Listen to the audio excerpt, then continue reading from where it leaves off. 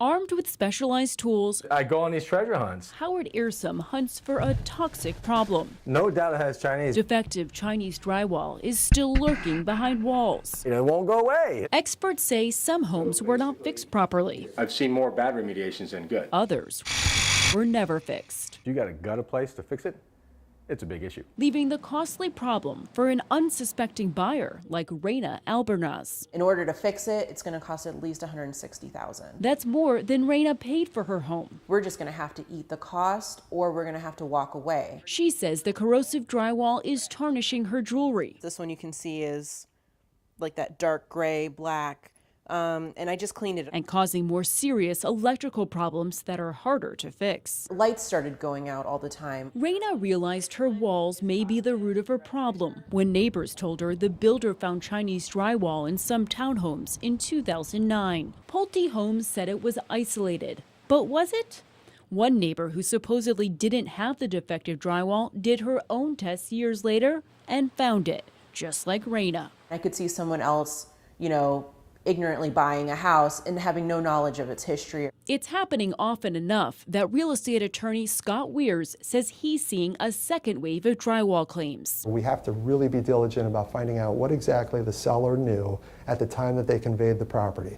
If they had information about Chinese drywall, it needed to be disclosed. But Weirs knows that's not happening, especially in foreclosed homes. Lenders have information, they're not disclosing that to buyers. Should there have been a database so that people could have gone there and checked to see if their house was affected rather than this big question mark? Coulda, shoulda, woulda. Hindsight is 20/20. Absolutely, that would have been the best way to do this. The public outcry was loud when cases popped up in late 2008. When the sulfur is emitted from the drywall. But experts feel it didn't lead to needed regulation, which allowed homes to slip through the cracks. I wish I could just, go to Washington or go to the state level and just smack somebody around. On the front lines daily, Howard sees contractors cutting corners when they fix homes with the damaging drywall. I've seen that where they try and cover up the corrosion or try and hide some things because they know they didn't do it right. Some homeowners haven't even been able to make those repairs. It's eating up copper. I don't know what it's doing to my body. Peggy Marineri knows she has Chinese drywall. I filed a claim with the class action suit. But 5 years later, she still hasn't been paid by the drywall manufacturer. So this is what you're looking for up there. Yes. Chinese drywall has distinctive markings, and the courts won't accept your claim until you find them. They cut down the middle. So the problem is we just got to get the part of the board that's further down.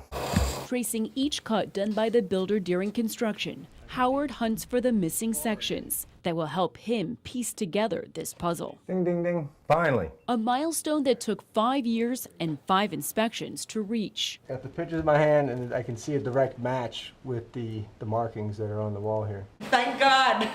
They found what they were looking for. It's the proof Peggy needs to end her financial fight. While Reina's fight is just beginning.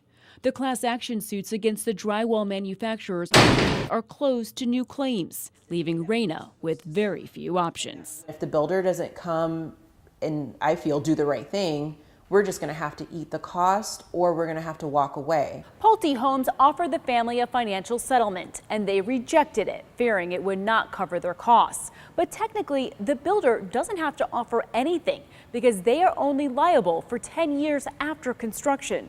This townhome was built in 2001. It's really buyer beware. You can't rely on a home inspection, although they're good. You also need to ask lots of questions before you buy, especially at potential neighbors. I'm Consumer Watchdog Jen Strathman, fighting for you.